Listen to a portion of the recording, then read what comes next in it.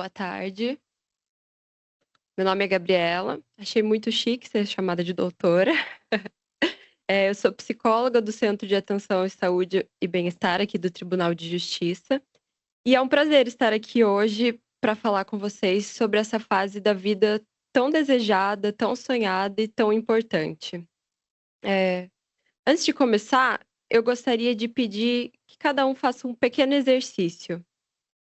Pensem como eu me imagino na minha aposentadoria. Alguns talvez pensem em descanso, outros em viagens, outros em projetos que ficaram guardados. E é normal que a primeira imagem que vem à mente seja a questão financeira. Afinal, crescemos ouvindo que esse é o grande foco. Eu, que tenho meus 20 e poucos anos, já escuto: se prepare financeiramente para a aposentadoria. Mas hoje eu quero convidar vocês para olharem para um outro aspecto tão importante quanto o financeiro. Como vocês vão se sentir nessa nova fase? Como será emocionalmente atravessar essa transição? A maioria das fases da nossa vida acontece de forma gradual. Fazemos faculdade, estágio, concurso, vamos construindo nossa carreira passo a passo. Mas a aposentadoria não é assim. A aposentadoria não é gradual. Ela é uma mudança de um dia para o outro. Uma semana você está vindo trabalhar, cumprindo prazos, resolvendo demandas, exercendo um papel que você exerce há anos. E na semana seguinte você acorda e a rotina muda, os compromissos mudam e principalmente o seu papel social muda. E é aqui que a gente se assusta. Não se trata apenas de parar de trabalhar. Se trata também de lidar com o luto simbólico, de deixar para trás um papel que muitas vezes definiu vocês por 20, 30, 40 anos. Bom, pesquisando para falar aqui para vocês hoje, eu encontrei que a palavra aposentadoria significa ir para os aposentos. E antigamente isso fazia sentido, né? As pessoas trabalhavam até o corpo não aguentar mais e iam descansar seus últimos anos. Mas olhem para vocês, olhem ao redor. A realidade mudou. Hoje, com a medicina, a qualidade de vida, ao se aposentar, vocês podem ter mais 20, 30 anos de vida ativa pela frente, se não mais. E a questão central é: a aposentadoria hoje não é sobre parar, não é sobre simplesmente descansar ou ir para os aposentos. É sobre mudar de rota. Não é o fim do livro, é apenas um novo capítulo que vocês estão escrevendo. E é importante reforçar isso. A aposentadoria não é sinônimo de invalidade, é sinônimo de liberdade de escolha. Então eu pergunto para vocês, o que vocês gostariam de fazer com essa liberdade? Se essa pergunta traz mais silêncio do que resposta, é um sinal de que a gente precisa conversar sobre planejamento emocional. Bom, essa mudança não é simples, né? Na psicologia, a gente fala muito sobre identidade. E quantas vezes, ao conhecer alguém, a primeira pergunta que a gente faz é: o que você faz? E a gente responde: sou engenheiro, sou advogado, sou psicóloga. Percebem que a profissão vem antes do nosso sobrenome? É quase o que a gente faz vem antes do que a gente é. E quando a gente para de trabalhar, o que a gente é então? Quem sou eu sem o meu crachá? Quem sou eu sem a minha rotina? Isso gera o que a gente chama na psicologia de luto simbólico. É normal sentir tristeza, sentir falta dos colegas, sentir até falta do estresse que gerava adrenalina no dia a dia. Esse sentimento faz parte da transição. Sair do trabalho não é só deixar um cargo, é perder um papel social, perder uma rotina e perder a sensação de utilidade, às vezes.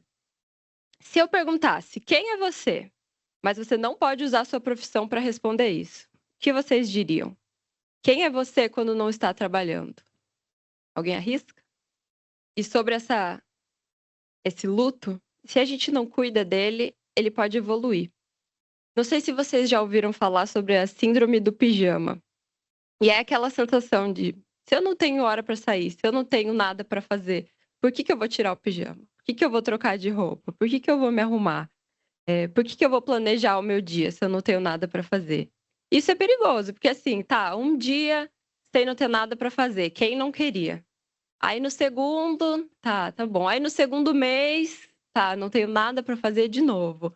Aí passa um ano, e isso é uma armadilha para o que a gente chama na psicologia de apatia. E então existe aquilo de não fazer nada, o positivo, e não fazer nada o positivo, o negativo. Por isso a gente fala de planejamento. Outro ponto que eu acho que muitas vezes não é falado na aposentadoria, o que a gente não pensa é sobre como vai mudar a dinâmica em casa. De repente, um casal que se via apenas à noite, agora convive 24 horas. Ou com os filhos, ou com quem seja. Já pararam para pensar nisso? Como vai ser renegociar esse espaço? Como vai ser renegociar as tarefas? Para não sobrecarregar ninguém ou para não gerar mais brigas? Como vai ser a nova organização da rotina? E existe ainda a questão da sociabilidade. Eu imagino que para muitos aqui o trabalho é a principal fonte de socialização no dia a dia. E existe essa tendência de isolamento nessa fase. Mas a gente precisa estar atento ao que é um isolamento normal dessa nova fase e o que a gente precisa prestar mais atenção. Por exemplo, sintomas como apatia constante, irritabilidade excessiva, isolamento, perda de interesse, tristeza constante, é um sinal não normal.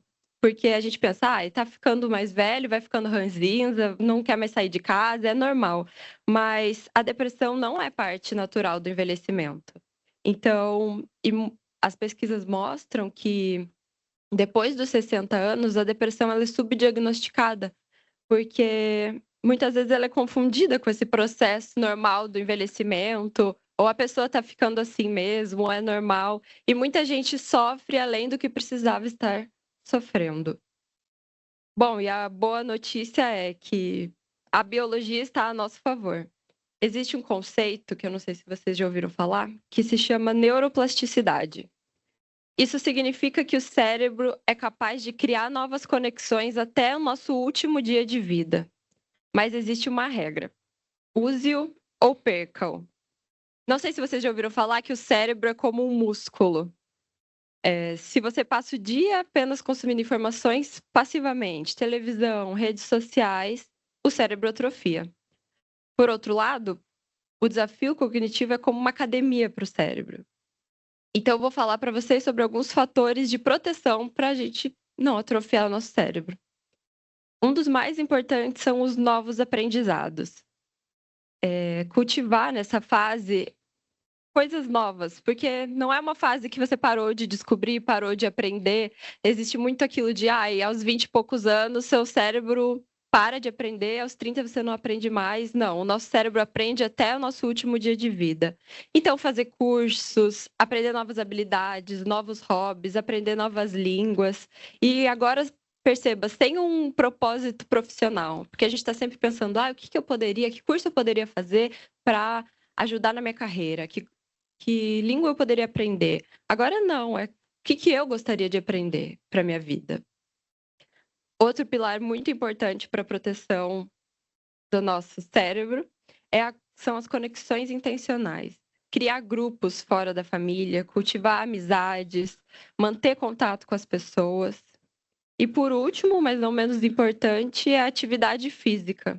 Além dela ser um antidepressivo natural, ela melhora a memória, o sono, o humor, o raciocínio, isso para todas as idades. E a ciência já diz, pessoas ativas intelectualmente e socialmente envelhecem melhor e mais felizes.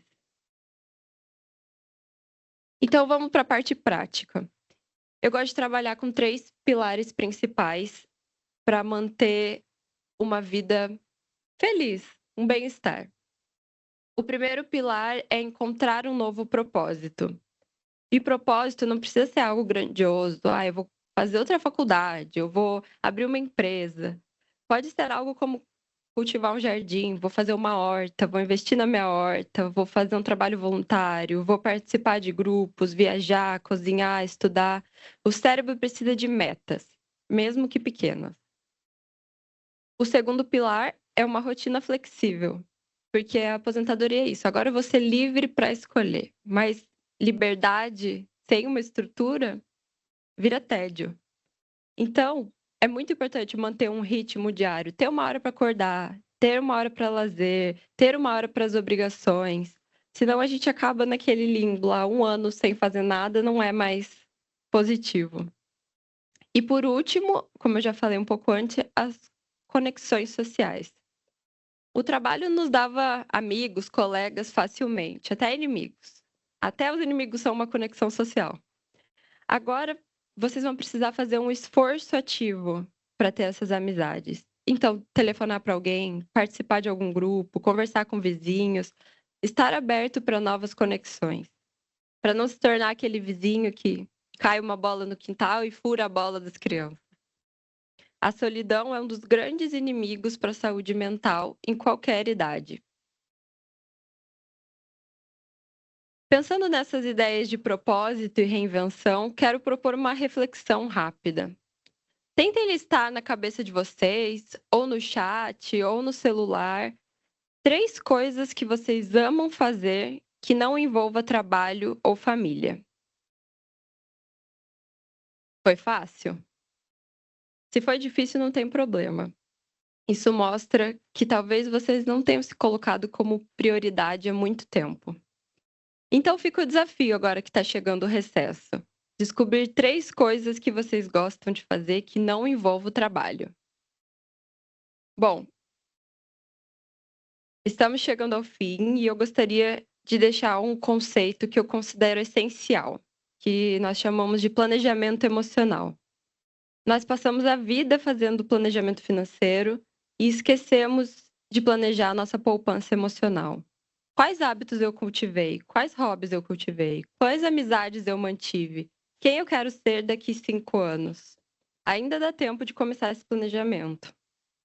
E eu faço parte de um grupo de conversa com jovens, adolescentes que estão terminando o ensino médio e tentando se encontrar profissionalmente. E eu sempre proponho uma atividade no final de cada grupo, para eles escreverem como gostariam de se ver daqui 5, 10 e 15 anos. E eu acho que esse exercício é tão importante para eles quanto é para vocês.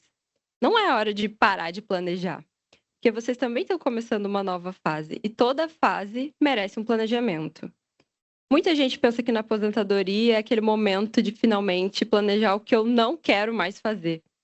Mas eu quero convidar vocês a pensarem também no que ainda querem viver. Então, deixa essa pergunta: como eu quero estar daqui 5, 10 e 15 anos? E como estabelecer metas? O que eu posso fazer agora para chegar nessa meta de 15 anos? Bom, a aposentadoria é um momento em que vocês deixam de ser atores e seguirem o roteiro da função que vocês exercem e passam a ser os diretores da própria vida. Isso pode ser assustador ou animador. O que eu deixo aqui é para que vocês cuidem da mente de vocês com o mesmo carinho, dedicação e esforço que vocês dedicaram à carreira. Muito obrigada.